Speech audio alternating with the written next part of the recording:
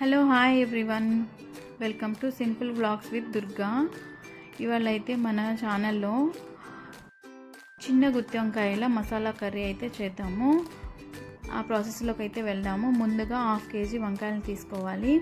వాటి edges cut చేసేసుకొని ఇలా శుభ్రంగా కడిగి పెట్టేసుకోవాలి. తర్వాత మిక్సీ జార్ తీసుకొని 1 కప్పు వేయించిన పల్లీలు, పచ్చిమిరపకాయ ముక్కలు, చిన్నులపాయలు 5-6 చిన్నులపాయలు, ఉప్పు 1 స్పూన్ ఉప్పు, కారము, జీలకర్ర 1 స్పూన్ జీలకర్ర వేసి బాగా మరీ మెత్తగా కాకుండా మధ్యస్థంగా అయితే మిక్సీ పట్టేసుకోవాలి. తర్వాత వంకాయల్ని ఇలా కట్ చేసేసుకోవాలి. నిలువుగా అడ్డంగా ఒక 4 ఘాట్లు అయితే పెట్టేసుకొని ఆ మధ్యలోకి అయితే ఈ పల్లీల మిశ్రమం ఉంది కదా, ఆ మసాలానంతా దీంట్లో నింపేసుకోవాలి. చూపిస్తున్నాం కదా, వీడియోలో చూపించినట్టుగా వేసుకోండి. ఇలా చేసేసేయాలి.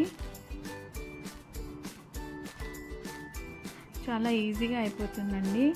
అలా మొత్తం వంకాయల్లోకి అలా స్టఫ్ మొత్తం పెట్టిన తర్వాత పక్కన పెట్టేసుకొని గ్యాస్ ఆన్ చేసేసి ఆయిల్ వేసి ఆవాలు, జీలకర్ర, 1 పెద్ద ఉల్లిపాయ ముక్కలు, కరివేపాకు వేసి బాగా ఫ్రై చేసేసుకోవాలి.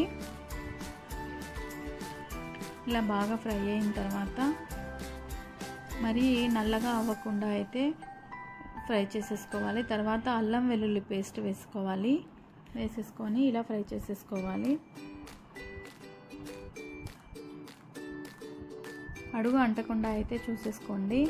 బాగా ఇలా అల్లం వెల్లుల్లి పేస్ట్ పచ్చివాసన పోయేదాకా ఫ్రై చేసేసుకోవాలి. తర్వాత 1 పెద్ద సైజు టమాటా ముక్కలు అయితే వేసాను నేను ఇక్కడ. వేసుకొని అది కూడా ఫ్రై చేసేసుకోవాలి.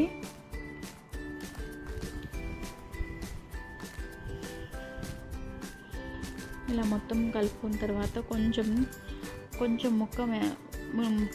టమాటా ముక్కలు కొంచెము మెత్తగా అయిన తర్వాత 1 స్పూను ఉప్పు, ఇంకా మసాలాలన్నీ యాడ్ చేసేసుకోవాలండి. ఇక్కడ కారము,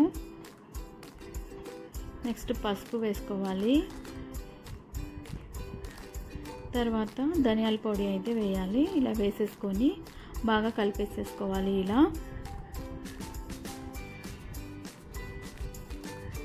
ఇలా కలిపేసుకున్న తర్వాత మనము మసాలా మొత్తం స్టఫ్ చేసి పెట్టుకున్నాం కదా ఆ వంకాయలను తీసుకొచ్చి కళాయిలో అయితే అన్నీ సర్దేసుకోవాలి.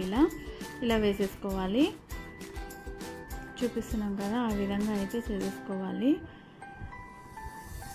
మొత్తం కడాయిలో అయితే మొత్తానికి ఇట్లా వేసేసి మూత పెట్టేసేయాలి. ఒక 10 నిమిషాల తర్వాత ఇలా బాగా కొంచెము కుక్ అయినట్టుగా కనిపిస్తాయి. కొంచెం లైట్గా గంటతో అయితే ఇలా తిప్పేసేసుకోవాలి.